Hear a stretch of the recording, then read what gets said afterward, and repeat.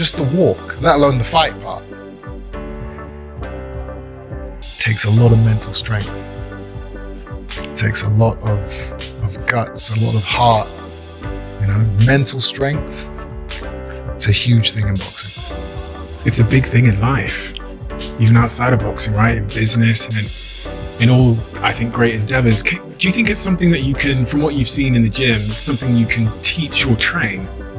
I think you can. Chris Eubank Jr. doesn't hold back as he delivers a fierce warning ahead of his highly anticipated showdown with Conor Benn.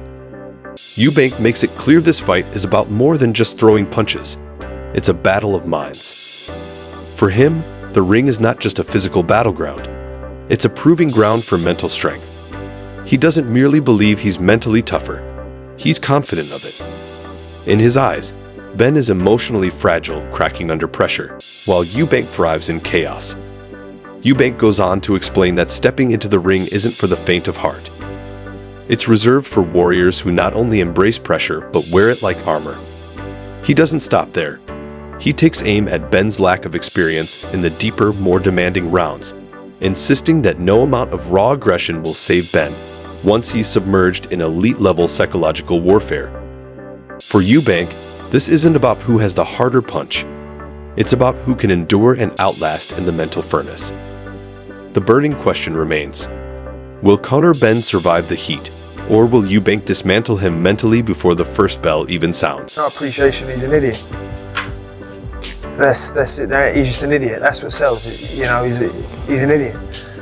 And I've said it about 5 times in about 10 seconds. That's because I genuinely what I think of him. You know, so for me, I'll fight anybody. I don't have to always talk. I'll fight Barrios for the WBC world title, no problem. People know what they're getting. It's not fluke. I am the product. My fighting style is. On the other side, Conor Benn explodes with unfiltered aggression as he launches a fierce attack on Chris Eubank Jr., making it clear he sees him as nothing more than a joke. Just a man riding on his last name. Benn isn't here to play the respect game. He's on a mission to tear down the myth of Eubank. He slams Eubank's ego, labeling him as a manufactured image, someone who talks big but lacks real substance. For Benn, this fight isn't about chasing paydays or gaining clout. It's about silencing the noise and proving he's the one with true fire in his belly. Benn doesn't need to boast. He believes his hands will speak louder than any words ever could. He's ready to face killers, walk through the fire, and come out unscathed. But here's the twist. Eubank isn't staying quiet. Fired up by Benn's disrespect, he's flipped the switch and is promising to settle this score with nothing less than pure violence. Now, the pressure's on. Will Benn back up the storm he's stirred up, or will Eubank make him regret every word he's said? Drop your predictions below, and don't forget to like the video. Yeah, I mean, he's stylish and he's skillful. And if that Liam Smith defeat, which worries me a bit for Chris, if that's sort of part of the past, that the rematch was emphatic for Eubank Jr., but it wasn't Liam's night really, and he had an injury going into it. So that defeat that Eubank suffered worries me a bit, but he's fought in better company, and Conor Benn's got it all to prove. But if there's one guy that wants it more, it's Conor Benn. On the flip side, Adam Smith has just dropped a verbal bombshell that has sent shockwaves through the boxing world, ruthlessly exposing the cracks in Chris Eubank Jr.'s career trajectory. There's no denying that Eubank has natural talent and a flashy ring presence, but Smith didn't hold back when he revisited Eubank's humiliating defeat to Liam Smith, a moment that shattered Eubank's image like a wrecking ball. While many fans viewed the rematch as a redemption story for Eubank, Smith pointed out that Liam fought with an injury, making Eubank's victory far less impressive. The real issue, according to Smith, is that loss to Liam didn't just tarnish his record. It shattered the aura of invincibility Eubank once carried. Meanwhile, Conor Benn enters this battle like a hungry lion. Smith made it clear that Benn's focus, power, and his intent to dominate are not to be underestimated. The moment of truth is rapidly approaching. Will Eubank finally bury the ghost of his past, or will Benn seize the opportunity, capitalize on every exposed weakness? and steal the spotlight once and for all. Maybe that's what Eubank Jr. is thinking, that Conor Benn is going to come out and leave everything in those first 3 or 4 rounds. And if Chris is still there, it could be trouble for Conor. But Conor could knock him out, Barry. Adam Smith has just cranked up the heat to an all-time high with a fiery prediction about the upcoming clash between Chris Eubank Jr. and Conor Benn. On one hand, Smith believes Eubank's entire strategy revolves around surviving Benn's early assault. The first few rounds where Ben fights like a wild animal, unleashed and ferocious. The reality is, if Eubank can weather that storm, the momentum could swing drastically in his favor. But here's the twist. Smith isn't sugarcoating anything. Ben's power isn't just hype. It's destructive, dangerous, and capable of ending careers in an instant. To make things even more intense, Smith echoes Barry's belief that Ben's relentless pressure could crack Eubank's composure. The burning question now is, can Eubank keep his chin intact and flip the script, or will Ben bulldoze his way through with raw, unforgiving aggression? This isn't just a boxing match. It's a high-stakes gamble with legacy, pride, and pain hanging in the balance. The division will never be the same after this. I think it's a mismatch on paper. Of course, it's a fella that I'm one of British title at welterweight, who hasn't boxed for a long time, against a faded world-class middleweight. So I haven't really got any interest, to be honest. Egg slap not get you excited for us? Not really, man. I'm not really an excitable guy. Meanwhile, Dave Allen isn't just throwing shade. He's setting the whole narrative on fire, tearing apart the Eubank versus Ben rematch like it's a bad joke that's gone on too long. According to Allen, this isn't a blockbuster showdown. It's a sad mismatch between a battle-worn middleweight who's past his prime and a welterweight who's barely made a mark on the domestic scene.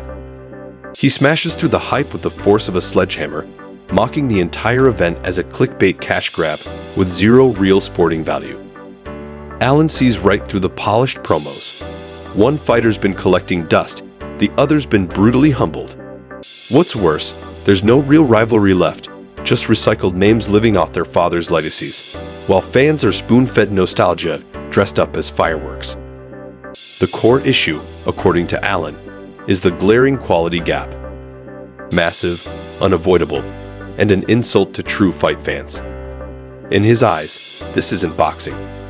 It's pantomime with gloves, and it's dragging the sport through the mud for a cheap payday. I felt sorry for Junior because he is a 34-year-old man at the time. He wants his own thing. His father is always going to be the centre of attention. Yeah. I think he's right to make his own decisions. Simon, I see exactly what you're saying, because Nigel has slid back from Conor's career, and Chris Senior was right in the front at the beginning. And I think it's great that Junior is walking his own path. So do I. However, they have had horrendous tragedy. No one saw this coming.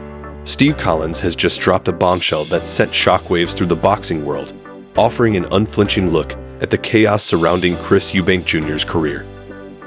This isn't just another fight. It's a battle for freedom, a war for identity. Collins didn't hold back, tearing into the toxic father-son dynamic that has hindered Eubank Jr.'s growth. While Conor Benn has carved his own path with Nigel Benn proudly on the sidelines, Eubank Jr. has been smothered by a father who refuses to step out of the spotlight. Collins made it clear, Eubank Jr. isn't just battling opponents in the ring. He's fighting against his own blood, struggling to break free from a legacy that has turned into a prison. To make matters even more complicated, Collins hinted at the deep personal tragedies weighing down the Eubank family, suggesting that these emotional scars could be holding Chris back more than anyone realizes. The burning question now is, can Eubank Jr. finally break free, or will he remain forever shackled by a father who's never allowed him to breathe? But I think with Chris, this is purely business. This is purely business. I don't think he quite likes him very much, but I'm telling you now, it's a good thing that Conor's in Spain. Because imagine them two bumping into each other on London High Street on a Sunday afternoon. You don't need that, do you? No one needs that, no one wants it, but it's inevitable. So you literally have to navigate your way through these camps and keep these two boys away from each other, because keep the lid on. I've been there with this kind of animosity, and I've been there with this kind of domestic rivalry. It eats away at you. It's not nice. No. It literally eats away at you. It's on your mind daily, and you just, it gets to, it's an intense build-up, like I said. On the flip side, Tony Bellew doesn't hold back, diving straight into the chaos surrounding the Eubank Jr. versus Ben showdown. For Bellew, this isn't just another fight. It's a bitter grudge match soaked in pure hatred. It's clear that for him, this isn't about titles or legacy. It's about raw, unfiltered rage. The animosity between these two has been simmering for years, and now it's ready to boil over. Bellew warns that the bad blood runs so deep that even a simple press conference could erupt into an all-out brawl if left unchecked. Drawing from his own experiences with intense rivalries, Bellew explains how this kind of emotional warfare can destroy a fighter's focus, distort their strategy, and unravel their entire game plan. The real issue is whether either man can keep control of their mind under the pressure. When the moment of truth arrives, this won't just be a fight.